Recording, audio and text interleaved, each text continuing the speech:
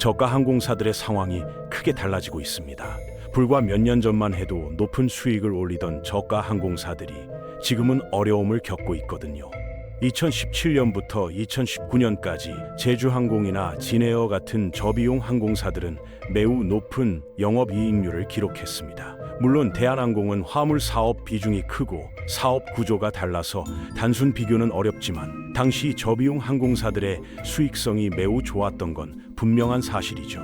그런데 지금은 상황이 많이 달라졌습니다. 2024년 제주항공의 영업이익률은 4.1%로 떨어졌고 영업이익 자체도 전년 대비 52.9%나 급감했어요. 진에어도 영업이익률이 하락했고 티웨이 항공은 아예 적자를 기록했죠. 반면 대한항공 같은 기존 항공사들은 두 자릿수 영업이익률을 회복했습니다. 이 몇 년 사이에 무슨 일이 벌어진 걸까요? 많은 사람들이 코로나 팬데믹을 떠올릴 겁니다. 맞아요. 코로나는 분명히 큰 타격을 줬죠. 하지만 그게 전부가 아니에요. 코로나 이후 한국의 항공 승객 수는 완전히 회복됐습니다. 2023년 여름에는 역대 최고 기록을 세웠고 2024년에는 그 기록을 또 갱신했거든요. 김포공항과 김해공항은 승객들로 넘쳐나고 제주도행 항공편은 매일 만석입니다. 사람들은 그 어느 때보다 많이 비행기를 타고 있어요. 문제는 저비용 항공사들만 유독 어려움을 겪고 있다는 겁니다. 코로나 직후에는 모든 항공사가 힘들었지만 대형 항공사들은 회복했는데 저가 항공사들은 수익성이 계속 악화되고 있는 거죠. 이건 분명히 코로나 때문만은 아닌 겁니다. 항공사들은 투자자들에게 설명을 해야 합니다. 상장 기업이니까요. 경영진은 왜 수익이 악화됐는지, 그리고 더 중요하게는 왜 그게 자기들 잘못이 아닌지 설명해야 해요. 진에어는 이렇게 말합니다. 경쟁 환경이 과도한 공급으로 인해 어려운 상황입니다. 쉽게 말하면 다른 항공사들이 너무 많은 비행기를 띄우고 있다는 거죠. 티웨이 항공도 비슷한 얘기를 합니다. 시장에 공급이 넘쳐나서 가격 경쟁이 심화됐다고요. 일리 있는 말처럼 들립니다. 실제로 코로나 이후 수요 회복이 균형적이지 않았거든요. 비즈니스 출장과 여가 여행 사이에 엄청난 불균형이 생겼습니다. 휴가나 가족 방문을 위해 비행기를 타는 사람은 코로나 이전보다 훨씬 많아졌어요. 반면에 기업들은 이제 직원들을 회의나 컨퍼런스에 보내는 걸 꺼립니다. 줌이나 팀즈로 화상회의를 하면 되니까요. 출장 가는 사람 수는 아직도 코로나 이전 수준에 못 미치고 있습니다. 전체 승객 수가 사상 최고치를 기록한 걸 고려하면 이건 여가 여행 수요가 크게 증가했다는 뜻이죠. 그래서 원래 비즈니스 승객에 집중했던 대형 항공사들이 전략을 바꿨습니다. 대한항공과 아시아나항공은 네트워크를 재조정했어요. 부산이나 제주 같은 여가 목적지로 가는 노선을 대폭 늘렸죠. 제주도는 거의 전적으로 관광지잖아요. 2023년에 김포 제주 노선 운항 횟수가 코로나 이전 대비 약 12% 증가했습니다. 반면에 김포 김해 같은 비즈니스 노선은 오히려 줄었어요. 대형 항공사들이 저가 항공사의 영역으로 진출한 겁니다. 이게 진에어나 제주항공 입장에서는 큰 부담이죠. 원래 자기들 주력 시장이었던 여가 시장에 대형 경쟁자들이 들어온 거니까요. 하지만 숫자를 자세히 들여다보면 경쟁이 유일한 원인은 아닙니다. 진에어의 탑승률을 보면 2017년에는 좌석의 85% 가까이가 채워졌는데 지금은 81% 정도만 채워지고 있거든요. 경쟁이 심화되면 나타나는 전형적인 현상이긴 해요. 시장에 비행기가 많아지면 전체적으로 좌석이 늘어나고 따라서 채워지는 좌석 비율이 떨어지니까요. 그런데 승객 수는 고정된 숫자가 아닙니다. 사람들은 가격에 따라 비행기를 탈지 말지 결정하거든요. 공급이 과잉이면 항공사들이 요금을 낮춰서 좌석을 채우려고 하겠죠. 그럼 수익이 줄어들 겁니다. 실제로 비행기 한 대가 얼마나 돈을 버는지 보면 큰 변화는 없습니다. 2024년 제주항공과 진에어, 티웨이 항공 모두 최대 매출을 기록했거든요. 문제는 수익이 아니라 비용이었던 겁니다. 재무제표를 들여다보면 훨씬 더 중요한 변화가 숨어 있습니다. 항공사가 비행기를 띄우는데 실제로 드는 비용 말이에요. 항공업계에서는 이걸 CASK라고 부르는데 쉽게 말하면 좌석 하나를 1km 날리는데 얼마나 드냐를 계산하는 겁니다. 팬데믹 이전까지 이 비용은 거의 변동이 없었습니다. 약간의 상승세가 있긴 했지만 큰 변화는 아니었어요. 그런데 최근 몇 년 사이에 급격히 증가했습니다. 비행기 운영 비용이 크게 올라버린 거예요. 이게 바로 문제의 핵심입니다. 저비용 항공사에서 비용이라는 단어는 승객이 내는 요금이 아니라 항공사가 직접 쓰는 돈을 의미하거든요. 비행기를 띄우는 데 드는 실제 비용 말이죠. 이게 낮아야 저가 항공사라고 부를 수 있는 건데 진에어나 제주항공이나 티웨이가 더 이상 그 강점을 유지하기 어려워진 겁니다. 그럼 무슨 일이 일어난 걸까요? 답은 의외로 명확합니다. 연료 가격과 환율이 올랐거든요. 2022년 2월 러시아 우크라이나 전쟁 이후 국제 유가가 폭등했고 2024년에는 원화 가치가 급락하면서 평균 환율이 1,365원을 기록했어요. 항공사들은 비행기 임대료, 연료비, 정비비를 모두 달러로 결제하기 때문에 환율이 오르면 비용이 그대로 증가합니다. 재미있는 건 운영 비용에서 연료비를 빼고 계산하면 실제로 비용이 크게 늘지 않았다는 겁니다. 일부 항공사는 오히려 약간 감소했어요. 하지만 모든 항공사가 같은 상황은 아니거든요. 티웨이 항공은 연료비를 제외하고도 비용이 크게 올랐고 일부 항공사는 상당히 증가했습니다. 그러니까 연료 가격과 환율 상승이 주요 원인이긴 하지만 전부는 아닌 겁니다. 재무 보고서를 더 파고들면 항공사들이 연료 가격 외에도 다른 문제를 지적하고 있다는 걸 알 수 있습니다. 바로 운항 불규칙성이에요. 쉽게 말하면 비행기를 정시에 띄우는 게 훨씬 어려워졌다는 거죠. 그리고 정시 운항을 못하면 저비용 항공사 비즈니스 모델 자체가 흔들립니다. 실제로 저비용 항공사의 지연율은 심각한 수준입니다. 2024년 기준으로 김포공항에서 티웨이 항공은 38.7%의 지연율을 기록했고 진에어는 34.8%, 제주항공은 30.2%였어요. 반면 대한항공은 16% 정도거든요. 거의 2배 차이가 나는 겁니다. 이게 단순히 숫자의 문제가 아닙니다. 소비자들은 이제 저가 항공사를 선택할 때 2번 생각하게 됐어요. 몇만 원 아끼려다가 공항에서 몇 시간씩 기다리거나 중요한 일정을 놓칠 수도 있으니까요. 특히 비즈니스 출장이나 연결 항공편이 있는 경우라면 더욱 그렇죠. 더 아이러니한 건 실제 보상도 잘 안 이루어진다는 겁니다. 2024년 티웨이 항공은 수천 건의 지연 중 극소수만 보상했어요. 제주항공도 마찬가지였죠. 지연율로 따지면 1%도 안 되는 겁니다. 항공사들은 지연 사유를 연결, 기상, 정비 등으로 애매하게 처리해서 보상 책임을 피하는 경우가 많거든요. 승객들은 바우처 한 장 받는 게 고작인데 그나마도 못 받는 경우가 대부분입니다. 결국 소비자들 사이에서는 저가 항공사는 지연도 많고 보상도 안 해준다는 인식이 굳어지게 됐습니다. 재미있는 건 대한항공도 2024년 지연 중 보상은 극소수만 했다는 거예요. 하지만 애초에 지연이 적으니까 소비자 불만은 상대적으로 덜한 거죠. 저비용 항공사들이 예비 항공기를 충분히 확보하지 못한 것도 문제입니다. 대한항공은 예비기가 저비용 항공사의 2배 이상이거든요. 한 대에 문제가 생기면 바로 다른 비행기로 교체할 수 있는 거죠. 하지만 저가 항공사들은 그럴 여유가 없습니다. 팬데믹 이전에는 진에어가 여름 성수기에 비행기 한 대를 하루에 12시간 이상 굴렸습니다. 새벽부터 밤까지, 심지어 심야 시간대까지도요. 각 비행 사이에 지상에서 머무는 시간을 최소화해서 회전율을 극대화했던 거죠. 그런데 지금은 수요가 넘쳐나는데도 불구하고 일일 항공기 가동률을 코로나 이전 수준으로 끌어올리지 못하고 있습니다. 2023년에 10.8시간으로 최고치를 찍었는데 이것도 예전만 못한 거거든요. 왜 진에어가 예전만큼 비행기를 많이 운항하지 못하는 걸까요? 여러 가지 이유가 복합적으로 작용하고 있습니다. 첫 번째, 한국에서 악천후가 더 빈번해졌습니다. 2000년대 초반만 해도 매년 평균 2개에서 3개의 태풍이 한반도에 영향을 줬는데 지금은 4개에서 5개로 늘었거든요. 진에어나 제주항공 같은 저비용 항공사들은 제주도나 부산 같은 여가 목적지로 가는 노선 비중이 높습니다.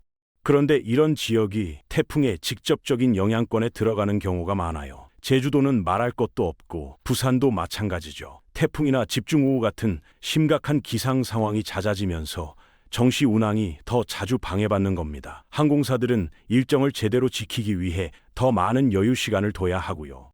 두 번째, 항공교통 관제 인력이 부족합니다. 국토교통부 항공안전본부는 만성적인 관제사 부족에 시달리고 있거든요. 각 관제사가 처리할 수 있는 비행기 수에는 한계가 있어서 특정 시간대에는 관제 용량이 포화 상태가 될 때까지 비행기가 이륙하지 못하고 대기해야 합니다. 지연이 발생하는 거죠. 이 문제는 특히 김포공항과 제주공항에서 심각한데 바로 저가 항공사들이 가장 많이 운항하는 공항들입니다. 제주항공과 진에어는 상대적으로 더 큰 영향을 받을 수밖에 없어요. 세 번째, 엔진 문제도 있습니다. 일부 항공사들이 사용하는 A320 네오 계열 항공기에 장착된 PW1100G 엔진에서 결함이 발견됐거든요. 제조사가 이 엔진에 사용된 일부 금속에 잠재적인 결함이 있다는 걸 발견했어요. 터빈에 균열이 생길 수 있다는 거죠. 그래서 검사 일정을 앞당겨야 했고 전 세계적으로 수백 대의 항공기가 운항 중단됐습니다. 한국 항공사들 중에서도 이 엔진을 사용하는 항공기들이 영향을 받았어요. 이런 문제들이 복합적으로 작용해서 항공사들은 비행기를 덜 굴려야 했습니다. 정시 운항을 지키기 위해서요. 그런데 아이러니하게도 가동률이 낮은데도 불구하고 정시 운항률은 팬데믹 이전에 비해 여전히 낮습니다. 지난 몇 년간 팬데믹 자체도 비용을 발생시켰는데 보상 비용도 만만치 않아요. 취소된 항공편에 대한 환불, 예상치 못한 숙박 비용, 실망한 승객들이 다시는 그 항공사를 이용하지 않아서 생기는 매출 손실까지요. 결국 비행기를 덜 굴리면 돈도 덜 벌지만 지연으로 인한 피해 비용은 더 커지는 악순환이 발생하는 겁니다. 한국의 저비용 항공사들은 모두 어려운 상황에 있습니다. 뭔가가 바뀌어야 안정적인 수익을 확보할 수 있어요. 그래서 각 항공사는 나름대로 독특한 전략을 시도하고 있습니다. 제주항공은 최근 몇 년 동안 노선도와 일정을 대폭 변경하고 있거든요. 장거리 노선을 늘리면서 말이죠. 반응은 괜찮은 편입니다. 리뷰어들은 서비스 품질을 칭찬하고 있고 항공편도 수용 가능한 수준으로 채워지고 있어요. 제주항공은 점점 더 많은 유럽 목적지로 확장하고 있습니다. 흥미로운 점은 처음에는 이런 노선을 1년 내내 운항했다는 겁니다. 여름이나 겨울이나 좌석수가 거의 같았죠. 겨울철 유럽행 수요가 상대적으로 낮은데도 말입니다. 기본적으로 다른 대부분의 장거리 항공사들은 겨울에 서비스 규모를 축소하거든요. 경제적으로 맞지 않으니까요. 제주항공도 결국 일부 노선을 여름에만 운항하도록 조정하기로 결정했습니다. 그리고 겨울에 남는 항공기들을 국내선이나 동남아 노선에 재배치하고 있어요. 특히 부산에서 도쿄로 가는 노선이나 서울에서 다낭으로 가는 노선 같은 거요. 이건 합리적인 판단입니다. 팬데믹 이후 또 다른 중요한 트렌드는 여가 여행객들이 프리미엄 이코노미나 비즈니스 클래스 요금을 훨씬 더 기꺼이 지불한다는 거거든요. 근본적으로 더 많은 사람들이 휴가를 위한 사치에 돈을 쓰게 됐어요. 대부분의 저가 항공사들은 이런 수익성 높은 수요를 잡아내기 힘든 입장에 처해 있습니다. 하지만 제주항공은 여전히 대부분 이코노미로 구성된 항공기를 운영하긴 하지만 장거리 노선용으로 프리미엄 좌석이 있는 항공기 일부를 보유하고 있어요. 이 항공기들을 유럽 수요가 낮은 겨울철에는 국내선이나 단거리 국제선에 더 효과적으로 활용할 수 있는 겁니다. 이런 네트워크 재조정의 일환으로 일본 노선도 대폭 강화됐습니다. 이것도 현명한 선택 같아요. 일본은 한국인들이 가장 많이 가는 여행지 중 하나잖아요. 그런데 대한항공이나 아시아나항공은 주로 인천에서 도쿄나 오사카 같은 대도시로만 비행합니다. 이게 효율적이긴 한데 정작 후쿠오카나 삿포로 같은 지방도시로 가려는 승객들에게는 불편해요. 그래서 제주항공은 점점 더 지방공항에서 일본 지방도시로 가는 직항 노선을 늘리고 있습니다. 부산에서 후쿠오카, 대구에서 오사카 이런 식으로요. 티웨이 항공은 훨씬 더 큰 변화를 시도하고 있습니다. 본질적으로 저비용 항공사 모델을 재검토하고 있는 거거든요. 적어도 승객 관점에서는 말이죠. 2024년 5월 어느 날 갑자기 가격 모델을 근본적으로 바꾼다고 발표했습니다. 좌석 배정, 기내 수하물, 변경 수수료를 모두 기본 요금에 포함시키기로 한 거예요. 사실상 많은 저가 항공사가 하던 방식과 다른 접근입니다. 예전에는 기본 요금을 낮게 책정하고 모든 서비스를 추가 요금으로 받았는데 이제는 대한항공이나 아시아나항공처럼 묶음 요금을 주로 판매하겠다는 겁니다. 승객 입장에서 보면 티웨이 항공이 이제 기존 항공사들과 훨씬 더 비슷해진 거죠.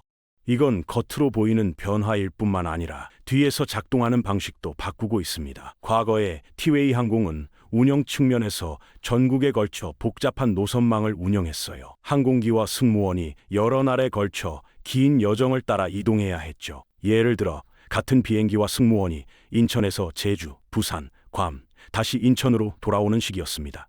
그런데 이런 목적지 중 어느 곳도 추가 항공기와 승무원이 대기하고 있는 티웨이의 허브가 아니었거든요. 그러니까 한 번의 지연이 발생하면 그 이후에 모든 항공편이 연쇄적으로 지연될 수밖에 없었던 겁니다. 일정을 다시 맞추기 위해 항공기나 승무원을 교체할 수 있는 기회가 없었으니까요. 하지만 최근 티웨이 항공은 새로운 거점 공항들을 계속 늘려왔습니다. 현재 한국 전역에 8개의 거점이 있고 전체 항공편의 대부분이 이 거점들을 경유해요. 이게 무슨 뜻이냐면 티웨이 항공의 운영이 훨씬 간단해졌다는 겁니다. 항공편은 거점에서 왕복으로만 운항되니까요. 설령 거점이 아닌 곳으로 가더라도 훨씬 더 높은 비율로 거점 공항을 경유하게 되면서 지연을 바로잡을 기회가 많아진 거죠. 다음 항공편으로 연쇄 지연이 발생하는 걸 막을 수 있게 됐습니다. 지연이 줄어들면 항공기 가동률을 개선할 수 있고 당연히 비용도 줄어들겠죠. 아직 모든 저비용 항공사가 이렇게 큰 변화를 도입한 건 아니지만 조만간 비슷한 변화가 필요할 수 있습니다. 경영 압력이 점점 커지고 있거든요. 제주항공은 기술적으로 기존 대형 항공사와 초저가 항공사 사이의 틈새 시장을 노리고 있는데 코로나 이후 나머지 저가 항공사들처럼 압박을 받고 있습니다. 19년 동안, 그러니까 팬데믹 이전까지 안정적으로 수익을 냈던 회사로서 충격적인 결과였습니다. 고환율과 연료비 상승이 직격탄을 날린 거죠. 경영진은 신규 항공기 도입과 리스 계약 재조정 등으로 연간 14%가량의 운용 비용 절감을 목표로 하고 있습니다. 소규모 노선에서는 운항을 중단하고 프리미엄 좌석을 늘리는 방식으로 수익성을 개선하려 하고요.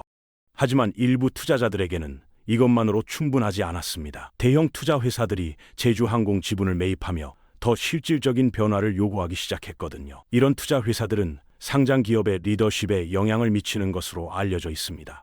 경제 잡지에서 이들의 창립자를 한국에서 영향력 있는 행동주의 투자자라고 부를 정도예요. 쉽게 말하면 이런 투자자들은 회사 주식을 사서 경영진에게 이렇게 바꿔라 저렇게 바꿔라 압박을 넣는 거예요. 목표는 간단합니다. 회사를 변화시켜서 주가를 올리는 거죠. 작은 변화부터 CEO를 바꾸는 것까지 요구 수준은 다양합니다. 이 투자 회사들은 항공사 경험은 별로 없지만 여러 업종에서 적극적으로 구조 조정을 해온 이력이 있어요. 문제는 이런 투자자들이 단기 수익에만 집중한다는 거예요. 빨리 주가 올려서 돈 벌고 빠지는 게 목표이다 보니 회사의 장기적인 미래는 별로 관심이 없을 수 있습니다. 업계 관계자들은 제주항공을 수십 년간 제주항공답게 만든 게 뭔지도 모르면서 함부로 바꾸려 한다고 우려하고 있어요. 물론 제주항공이 변화가 필요한 건 맞습니다. 모두가 동의하는 부분이죠. 현재 저비용 항공사와 초저가 항공사의 불리한 환경에서 경영진이라면 이제 새로운 전략을 짜야 할 때입니다. 저가 항공 비즈니스 모델에 대한 진지한 의문이 제기되고 있거든요. 이 모델이 한국에서 장기적으로 지속 가능한가 하는 거죠. 유럽에서는 라이언 에어나 이지젯 같은 저가 항공사들이 성공하고 있습니다. 하지만 유럽은 인구 밀도가 훨씬 높아요. 도시들이 가까이 붙어 있어서 사람들이 휴가나 출장을 위해 집에서 그렇게 멀리 떨어진 곳으로 가지 않아도 됩니다. 파리에서 런던까지는 비행기로 1시간 반이면 가거든요. 한국은 그렇지 않습니다. 서울에서 제주도까지는 1시간이 걸리고 부산까지는 비행기로 1시간이에요. 거리가 짧죠.